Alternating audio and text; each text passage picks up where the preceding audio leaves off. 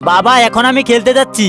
ঠিক আছে বেটা, তাড়াতাড়ি করে চলে আসি। চল চল মোনা, এভাবে ঘুর। আরে তুই এখানে কি দেখছিস? গাড়িতে উঠবি নাকি? আরে না না আন্টি, আমি গাড়িতে উঠবো কেন? আমি তো শুধু দেখতেছিলাম। আরে বেটা, গাড়ি চালালে বল, লজ্জার কিছু নেই। ঠিক আছে আন্টি, আমি একটুখানি চালাবো। আচ্ছা ঠিক আছে, তাহলে চালা, আর চালিয়ে কিন্তু গাড়িটা এখানে রেখে যাবি।